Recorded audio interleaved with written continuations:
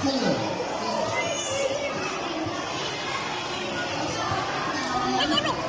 pigs left their mother's home and went into the world. My mother.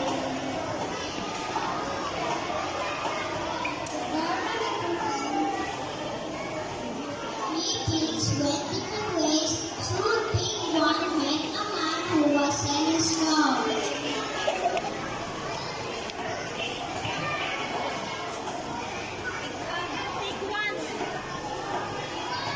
Big one, big one. I need some straw. Would you sell it to me?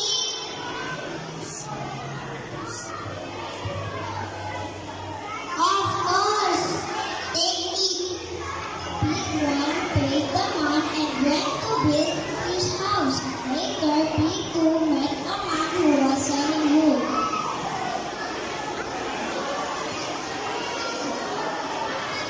Please, sir, I need some wood to build my house. Would you sell it to me?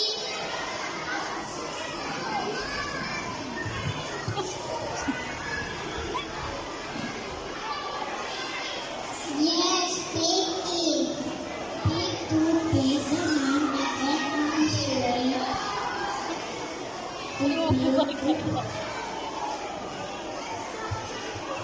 to make his wooden house. Later, pig three met a man who was selling pigs.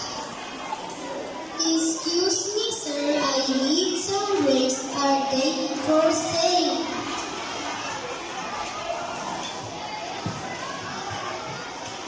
Of course, take them. Pig three paid the man and went on his way to build his brick house. When the three pigs finished their houses, they moved. And pig one was taking a nap when someone knocked at the door. Pig one looked through the window and it was the wolf. Little pigs, let me in.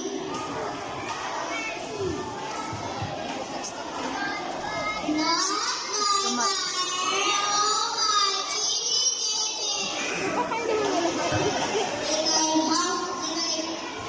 Did I blow your house down?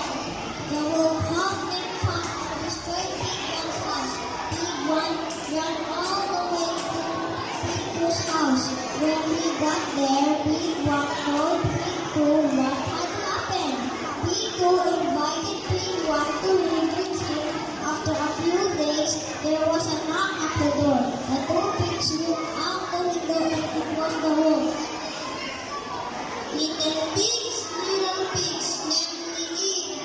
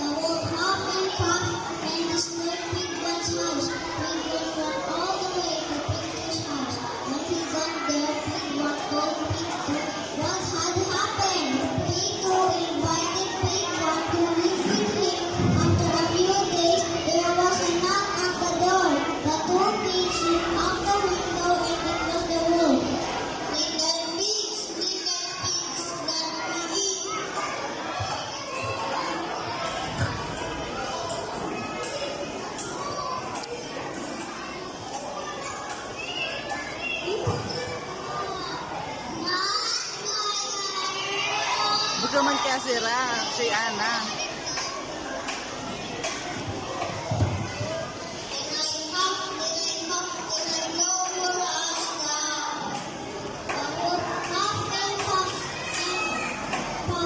Destroyed the house. The Pig brothers ran all the way to Pig three's house.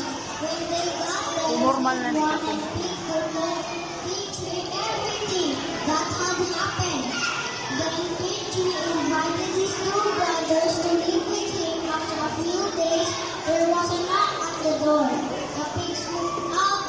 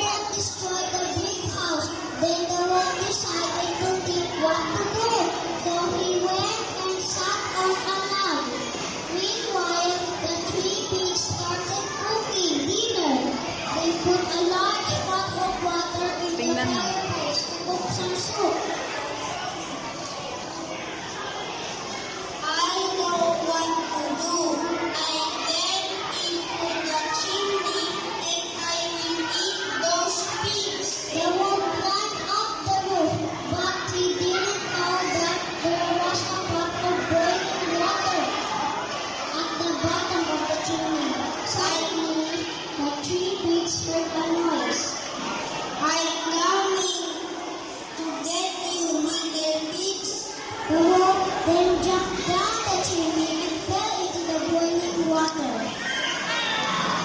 Ah! The wolf jumped back up the chimney